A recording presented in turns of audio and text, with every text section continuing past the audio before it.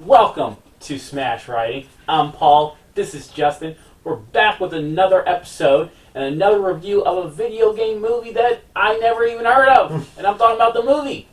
And we are reviewing Monster Hunter. You bastard. You bastard. I hoped it. I thought it was going to be good. I wanted it to be good.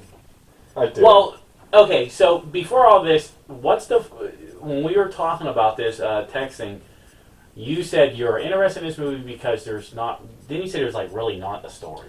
Well, there is a bit of a story. Like, the game, Monster Hunter Rise World, is about you're going on an adventure to a new continent with all these people. You've been called in. You're a hunter, and you're going to be giving support to the research team.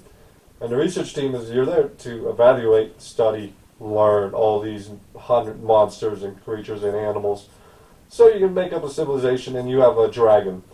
And he is such a big dragon that he can really mess up the ecosystem and climate of whatever he is and everything. And you're trying to figure out what has brought him there and make sure he doesn't die. And then you have another dragon that's trying to kill him. And basically what you're doing is you're there, you have some monsters you gotta hunt, you got some stuff to do with the scientists to help learn and study them. And it's basically a bright, colorful world for the most part. Really shown in this movie, didn't it? I didn't know it sounded like you were talking about something completely different. No, I didn't beat the game. Because I just can't.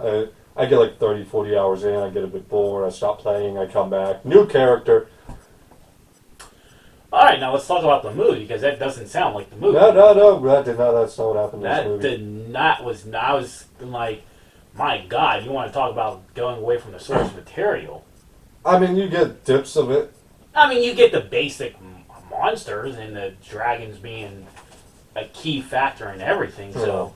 Oh, yeah, now, see, this movie started out with the ship. Yeah. That's what happens in the game.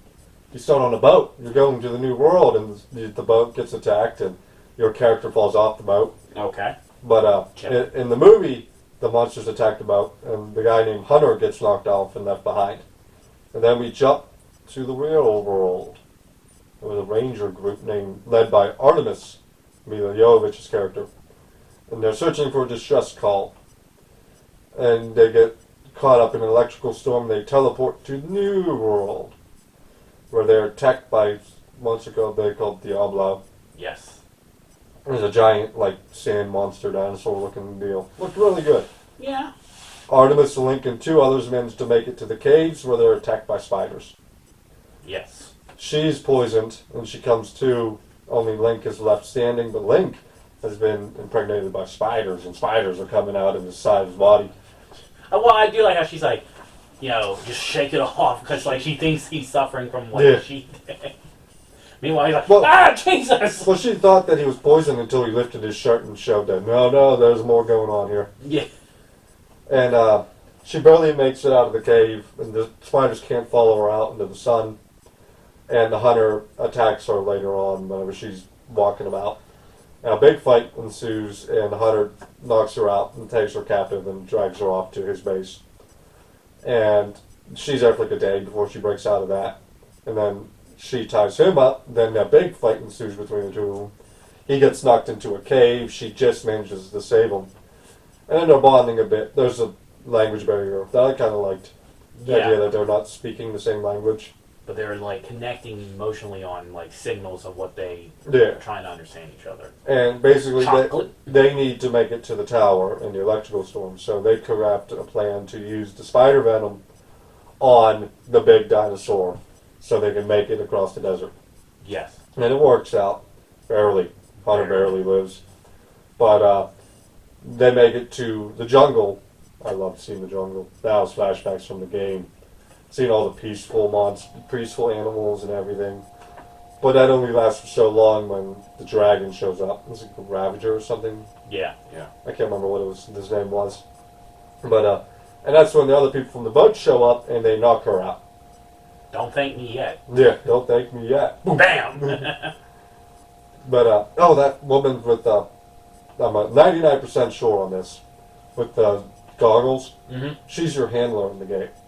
She's the one handling all the contracts and telling you what to do and everything. I'm so glad she had a bit part in this fucking Monster Hunter movie. But they do let her out of the cell when the hunter verifies her.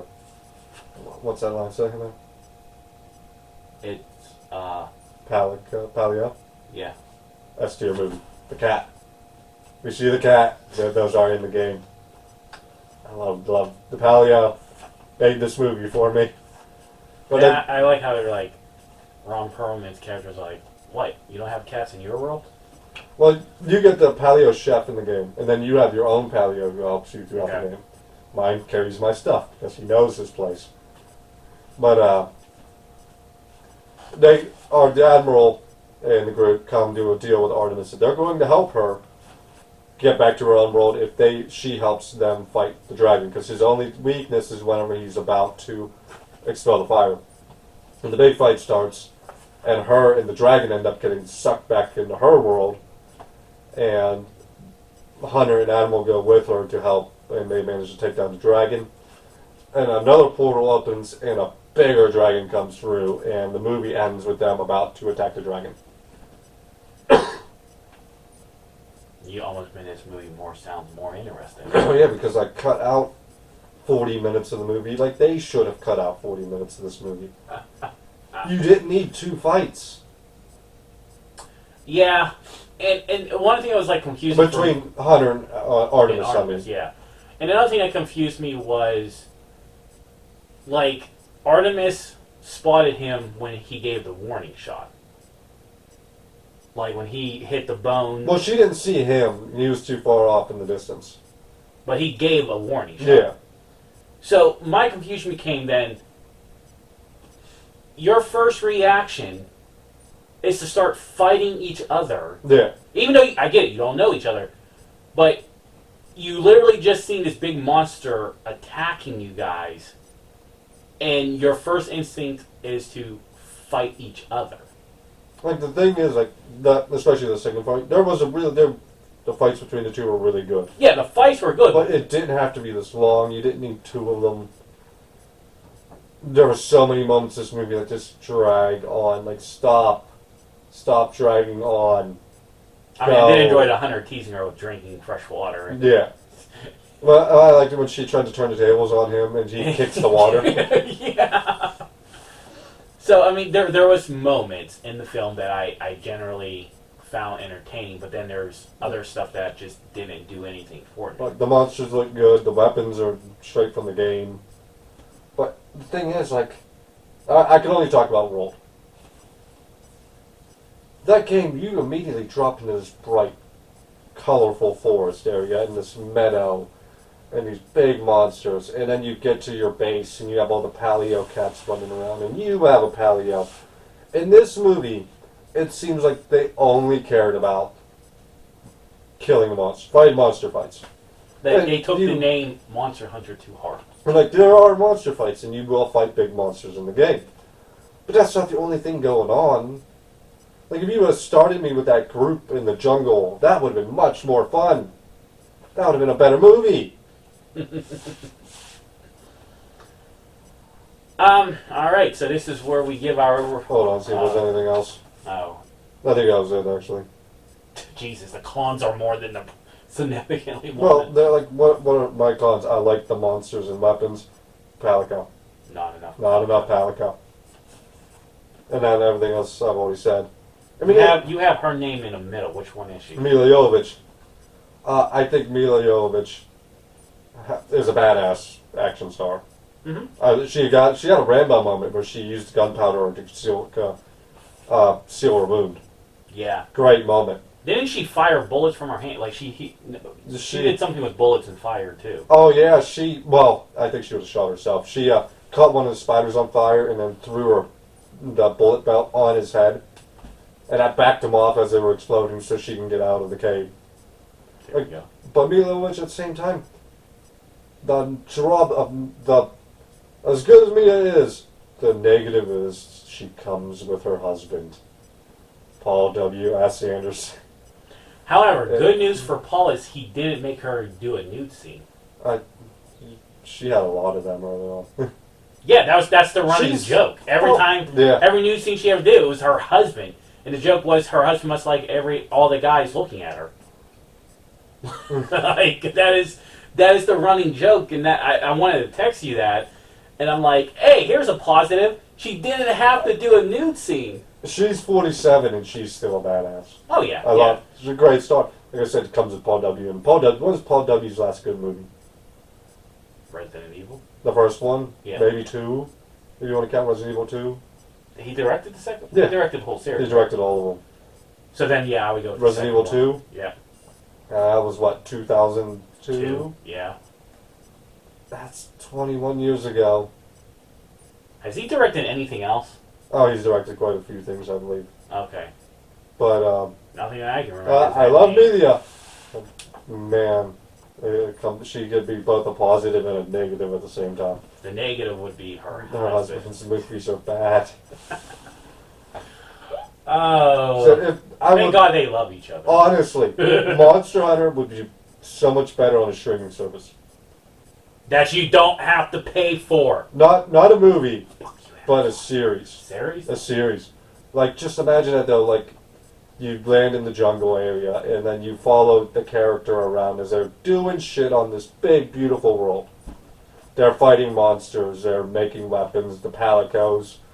And then like you got little side missions from the do in between all the main stuff is like go help scientist A, go help scientist C. You could have a lot of fun with that. It'd be expensive as hell though. So, now, this is where we give it the grades in the final review. Go for it. C minus. I'm giving it a D. I really didn't. I did appreciate the action, but there was really no character development. The ones who passed away or got killed, they got I killed. think the best acting was the palico. The CGI character. The shit. Oh, you had to see him do his cooking thing. But, And- like And guess the best line is Ron Perlman's character basically looking at Artemis and going, "What? You don't got cats in your world?" Like it's the same type of cats. No, more or less she got caught that a cat was cooking. But it's a D. Like I don't even remember ever hearing about this film. I do. I was gonna go see it, but decided not to. Good call. So D for me, C minus for him. Then when it falls in the video game category of movies, it probably will get lost in the shuffle. No, it's getting lost in the shuffle. But that is our review of Monster Hunter. Until next time. Bye bye.